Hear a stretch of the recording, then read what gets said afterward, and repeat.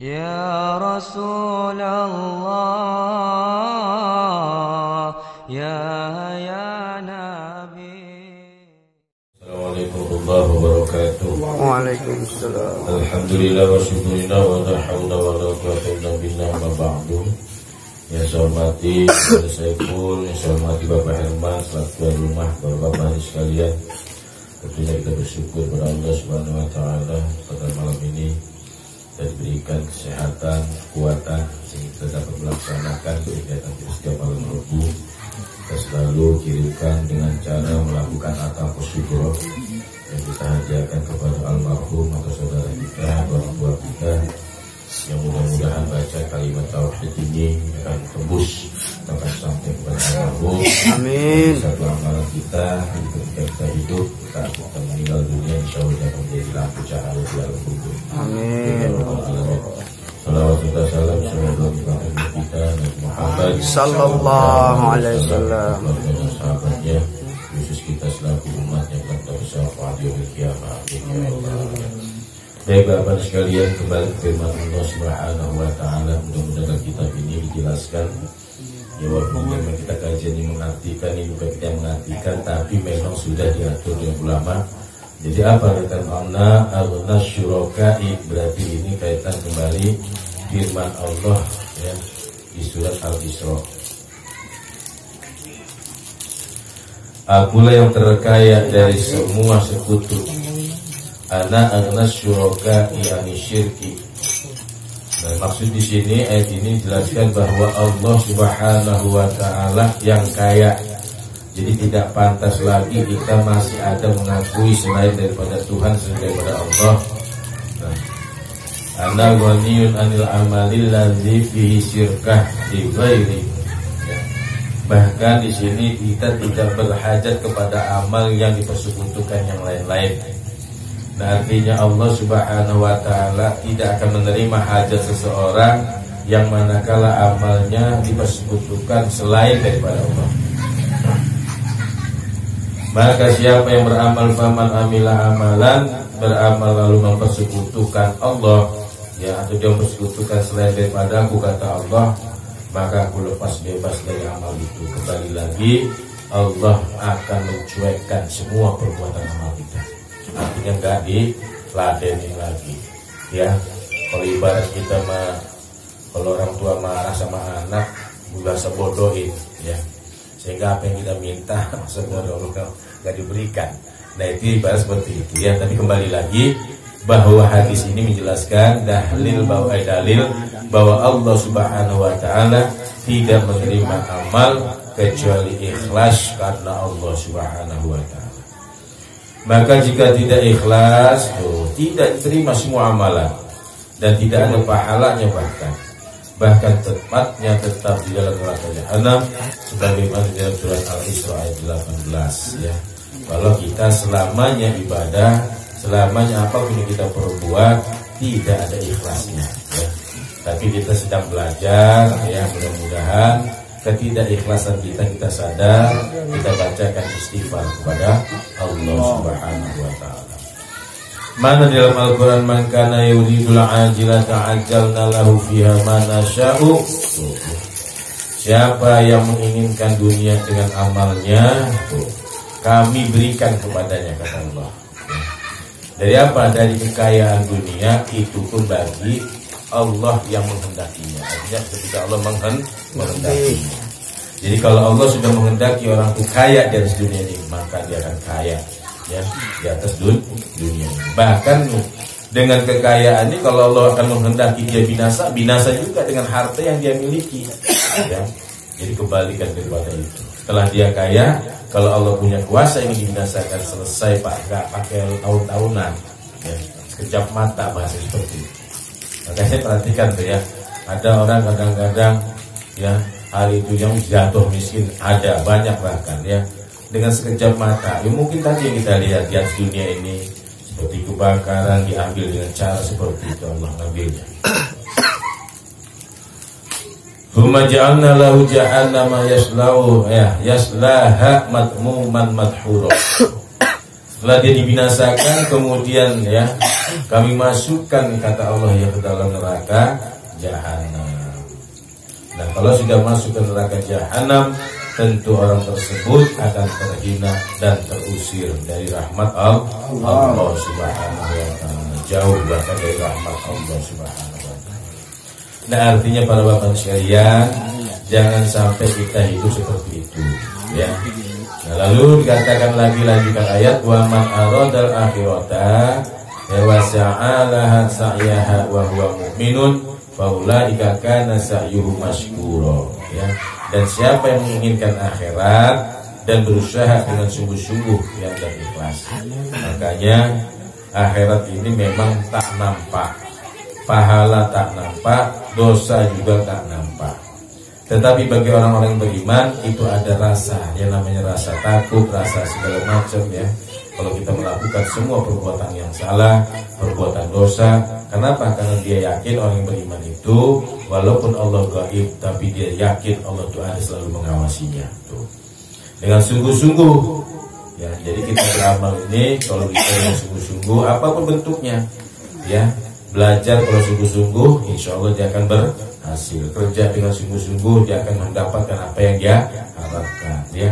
Nah, kalau ibadah kepada Allah, sungguh-sungguhnya harus dengan keikhlasan. Disertai apa? Disertai huwa mu'minin ini, salah satu diantaranya, yang namanya ibadah ini bisa dilakukan, dia bisa istiqomah ibadahnya dikarenakan disertai dengan iman. Sulit Pak kita mau ibadah kalau memang iman kita ini ya artinya nggak terpanggil. Sebab iman ini kan terbagi tiga, kadang naik, kadang turun, bisa jadi hilang. Maka usaha amal mereka itulah yang teruji kata Allah Subhanahu wa taala ketika dia sungguh-sungguh ikhlas dalam urusan ibadah kepada Allah. Makanya yang namanya ibadah ini, kita ini masih melatih diri. Bagaimana caranya supaya kita bisa ikhlas ibadahnya kepada Allah. Yang kedua, yang namanya ibadah ini kepada Allah ini, bagaimana caranya kita bisa yakin benar dengan Allah, sehingga kita nanti ada rasa takut, rasa begini, rasa begini.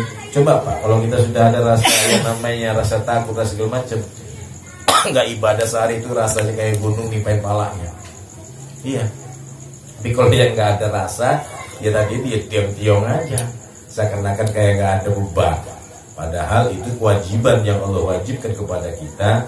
Maksudnya, tujuannya Allah memberikan suatu perintah itu sebenarnya untuk kalian, untuk kita. Nggak ada yang namanya sholat buat Allah tuh nggak ada, ya. Maksudnya sholat itu adalah buat kita. Nanti dalam keterangan hadis, sholatnya itu bisa tidak diterima, bahkan seperti kain butut dilemparkan ke mukanya, karena ibadahnya tidak pernah yang namanya khusyuk di dalamnya. Makanya tingkatan ibadah apa bagi kita minimal takbir, ya, syahadat, usahakan seperti itu, ya. Walaupun nanti di tengah jalan begini, ya, ibadah kita masih ingin banyak dunianya. Pada dasarnya itu Pak, kenapa banyak ibadah yang tidak khusyuk? Kenapa banyak ibadah ini nggak timbul khusyuk yang namanya ikhlas? Karena hati kita ini masih banyak dunia, ya. Karena hati kita ini masih banyak dunia. Makanya orang-orang yang sudah kenceng akhiratnya, dia bercakap dengan Allah itu sampai nangis, sampai segala macam. Kalau kita ini sebentar nangis, ya Pak, gak punya kodu buntu, nangis sebentar, ya. Tapi di saat kita segala sesuatu apapun bentuk di atas dunia ini Pak, yang manakala memang gak senang dengan kita, itu ujian buat kita. Makanya kita sikapilah dengan baik, ya. Jangan sampai kita suudzon dengan Allah, dan kalau bisa kita selalu husnuzon kepada Allah Subhanahu wa taala, ya. Andai kata hidup mungkin kita diberinya kere aja, dikata fakir, miskin aja, ya kembali lagi, ya, semua itu pasti ada hikmahnya Allah ciptakan, tidak ada yang tidak. Jadi ketika kita memang kemarin udah bukakan bab, ya, bab tentang fakir itu, kembali lagi fakir yang kayak mana judulnya? Tentu orang yang fakir yang sabar dan menjalankan perintah Allah Subhanahu wa taala. Tuh. Nah, kembali dalam surah Al-Isra 20, kullan numit duha ulai wa haulai min ata'i rabbik. Masing-masing dari dua golongan kami beri rezeki kata Allah, ya. Dan pemberian Allah tadi tidak akan terhalang. Maksudnya bagaimana? Nah di sini wa makana atau rabbika mahzura, baik terhadap mukmin tetap yang namanya rezeki mah mukmin dikasih, kafir dikasih, ya orang yang taat sama Allah dikasih rezekinya, orang yang berdurhaka sama Allah pun dikasih. Coba kalau Allah sifatnya seperti itu, habis orang yang berdosa itu gak bakal dapat rezeki terus ya. Tapi kadang-kadang bagi orang yang beriman itu untuk ujian buat kita. Jangan sampai nanti orang Islam memandang orang maaf seperti memandang orang kafir, orang non muslim, ya dia nggak sholat tapi kayaknya luar biasa. Jangan sampai itu godaan Pak buat kita. Ketika kita meyakinkan dengan hal seperti itu, ini takut murtad kita nantinya. Ya sudahlah. Kalau kita ini kan hidupnya ada dua Pak, dunia akhirat. Kalau mereka cuma dunia doang. Nah makanya itu jangan sampai tertipu kita ya. Dan kita hidup di dunia ini Pak, saya akan sampaikan sekali lagi ya, manfaatkanlah hidup yang hanya satu kali di dunia ini sebaik-baik mungkin ya. Ya saya itu tadi ya, kalau kita bisa hari-harinya kita harus selalu berbuat kebaikan. Jadi itu aja mungkin Pak sekalian. Mudah-mudahan kaitan dengan ibadah ini kita selalu minta kepada Allah Subhanahu wa taala agar kita tambah yakin dengan Allah, agar kita bisa melakukan ibadah dengan cara yang ikhlas karena Allah Subhanahu wa taala sesuai dengan ikrar kita, inna salati wa nusuki wa mahyaya wa mamati lillahi rabbil alamin. Assalamualaikum warahmatullahi wabarakatuh. Waalaikumsalam.